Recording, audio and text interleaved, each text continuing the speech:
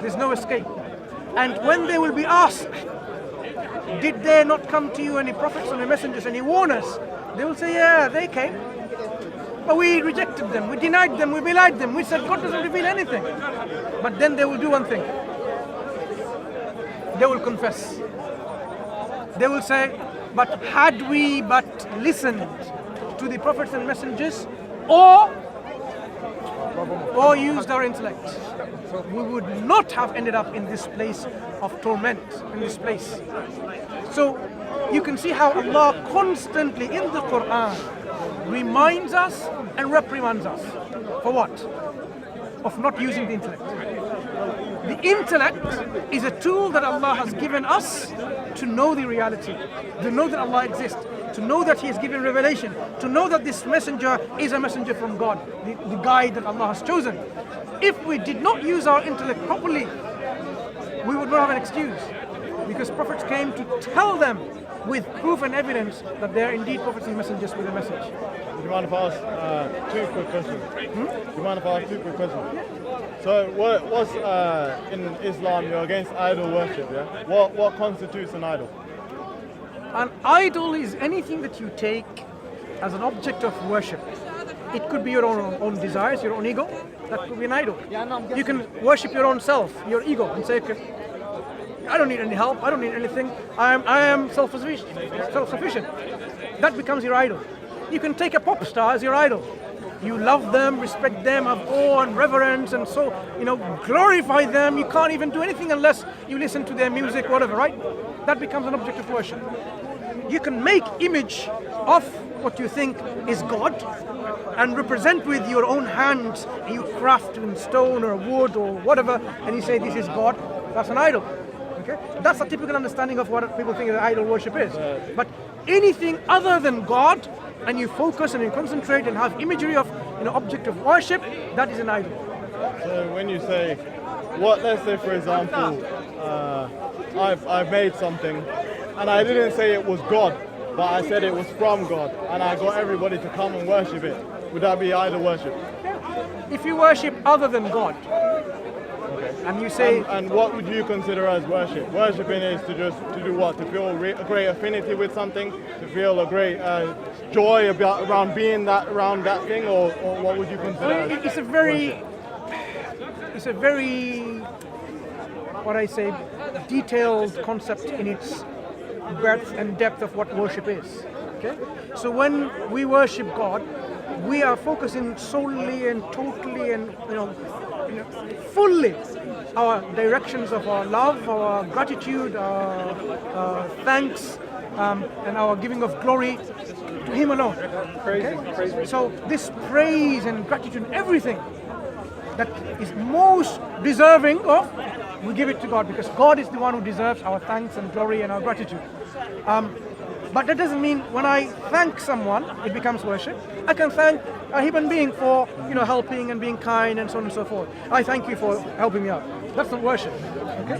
So worship has to be something other than just simple gratitude of things. So you are focusing it's like, if it's praise, if anyone who deserves our praise, if there was a being who deserves our praise for everything, you help me because God created you and made you and gave you all of this to help me. Maybe you gave me some money to help me to buy some food. God gave you that. So ultimately, God is the one who gave you that provision.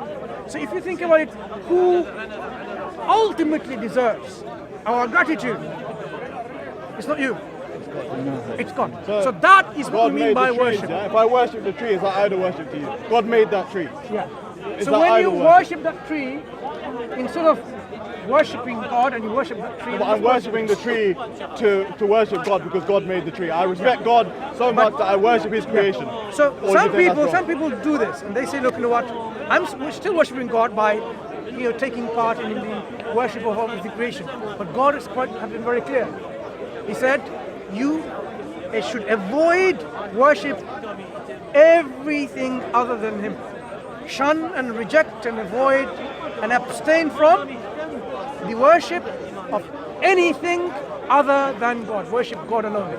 So that is something that God only approves of, and He doesn't approve of anything other than that. That can never be done through any physical object, can it? Okay, so what's this Kaaba thing then? What's whirring around the Kaaba? How is that not an idol? Okay.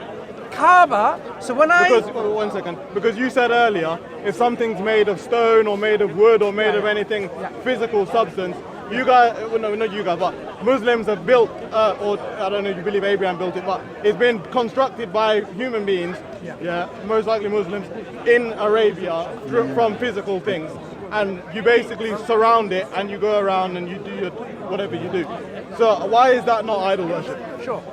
If a Muslim worships the Kaaba, they have committed this shirk and they will be in hellfire forever.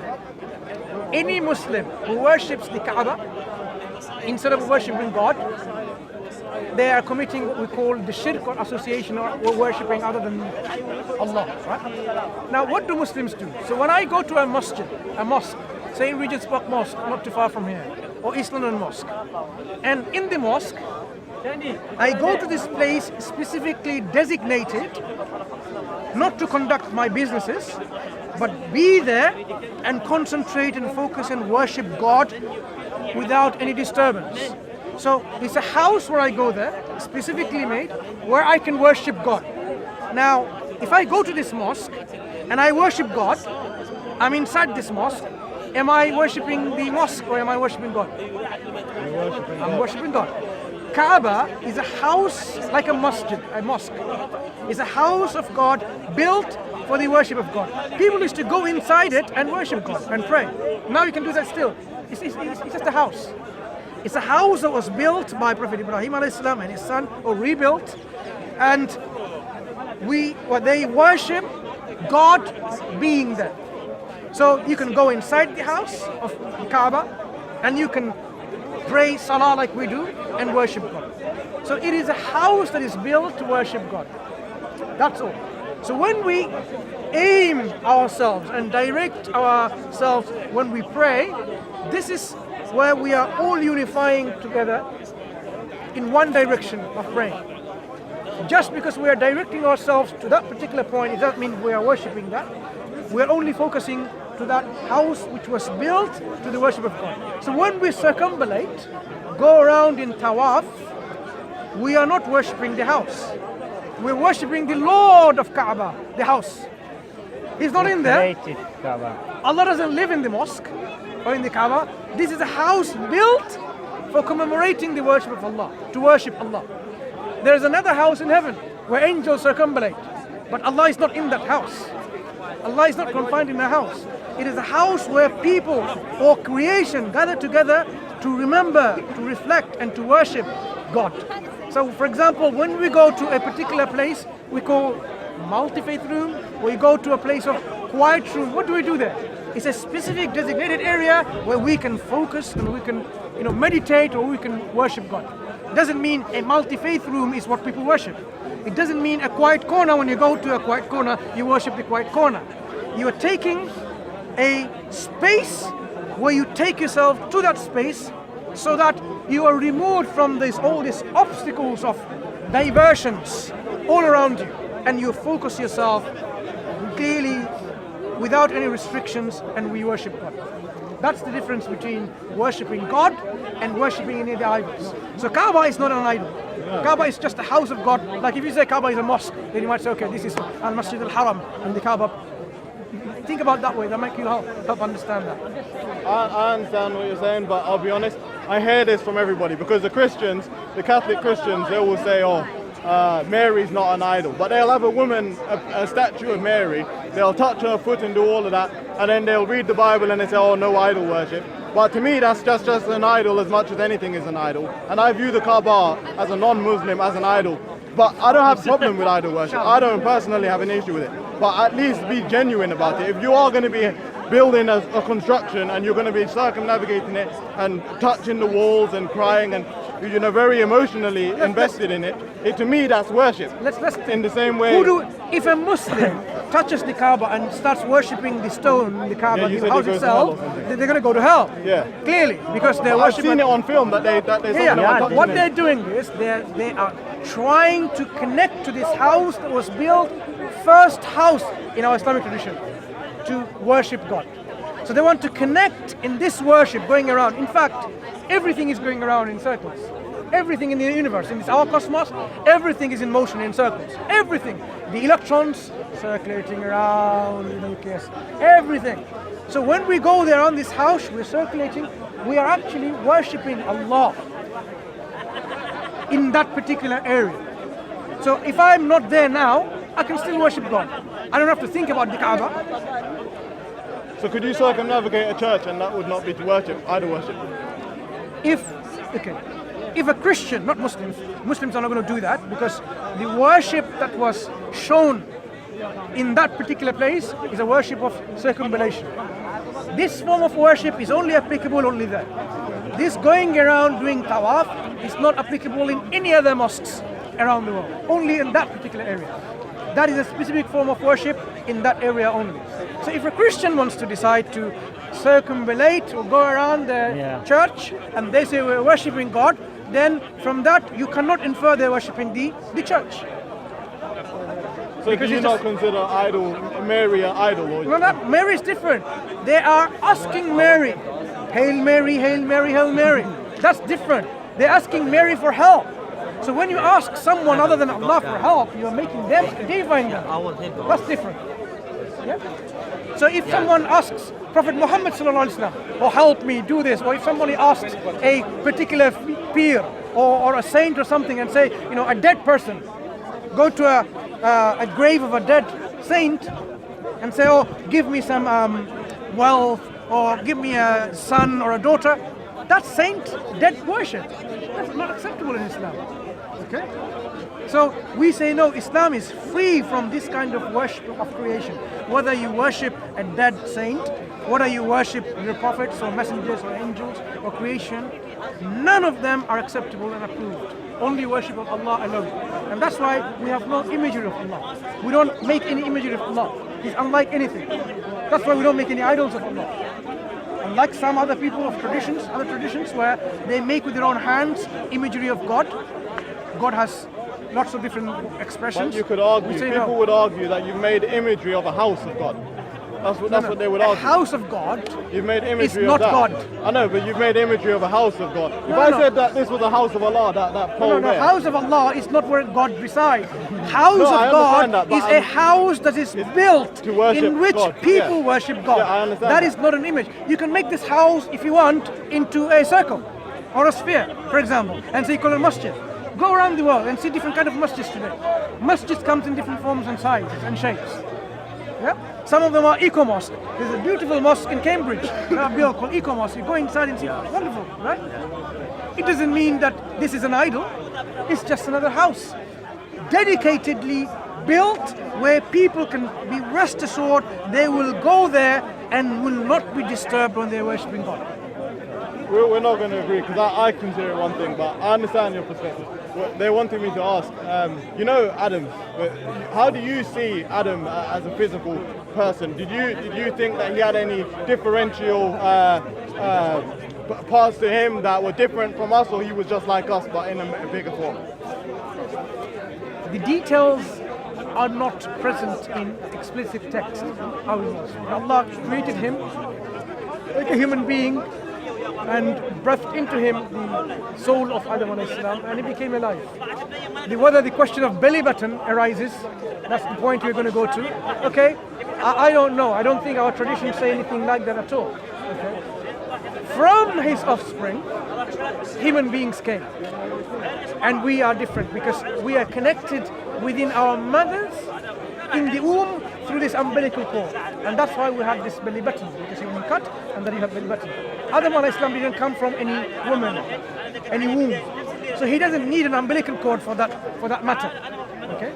So, and I'll just ask a further question then. You believe Eve is just like any other woman, right? Eve was created from the ribs of Adam. So did she have a belly button? She didn't. Well, you don't know. Again, if you ask, our tradition, as far as I know, in my humble opinion, as far as I know, there is no information about that. But I would say, look, belly button only arises when you need to connect with an umbilical cord with a mother. Yeah. None of them had a father or a mother. So with that being said then, finally, as a woman, she would obviously have a vagina, no? So Okay, I think we're going too far into these explicit details. Well, I just because you made that point, but when you look at basic science, when the genital parts of a human being, yeah, when they're in early formulation, they basically start off as neither. Yeah, and then the differentiate. So would you say that? But we don't say that Eve and Adam, they were created as babies and they developed. They were created fully. As adults? As adults. And from them, the children developed within the womb of our mother. Well, maybe they have the belly button, it's just But I'm saying our tradition is silent, and it's not even important to have a belly button. Yeah. Belly button is only needed when you have a connection with your umbilical cord to your mother. Because when an embryo is formed, okay, from the sperm and ovum, when it forms a human embryo, the embryo needs to cling and attach to the womb. And it does to this villi, okay, about 6 days. And then it attaches, and eventually we will find all this, an umbilical cord is formed and it attaches to the placenta where the nutrition is transmitted to the baby. Because that's how the baby develops and survives. If there's no connection to the mother, the baby won't be able to be alive. But that only applies to something that develops from an embryo, basically nothing, few cells, and becomes differentiated into human being. But we're talking about Adam and Eve, who are fully differentiated into adults, humans, when they were created and fashioned. I was only really asking those couple of questions. I don't really know. Okay, nice. What's your name? Mansur. What's yours? Mansur. Mariah. Read the Quran a bit more if you haven't done so, and you will see the information about the reality is presented in the Quran for us to reflect. I got a Quran at home, but I study bits and pieces, but I'm not. Yeah, study bits and pieces, ask questions, and then go into the next and so on and so forth. You'll see. Because ask yourself, what does the Quran say about God? What does the Quran say about me? What does the Quran say about the hereafter? What's the reality? Because ultimately, we need to worship our Creator. That's the purpose of our creation. If we don't know what the purpose of our creation is, then we need to really come back and say, we have wasted enough time going around not knowing what the purpose of our life is. Our life has a purpose, and we need to know what that is. The Quran says very clearly, is to worship God. And how we worship God is the Quran then explains to the teaching that the Quran gives to the Prophet Muhammad sallallahu alaihi wasallam. This is how you worship God. So our role is to find out that the Quran is indeed a revelation from God. The Prophet Muhammad sallallahu alaihi wasallam is indeed the Prophet of God, and take it from there.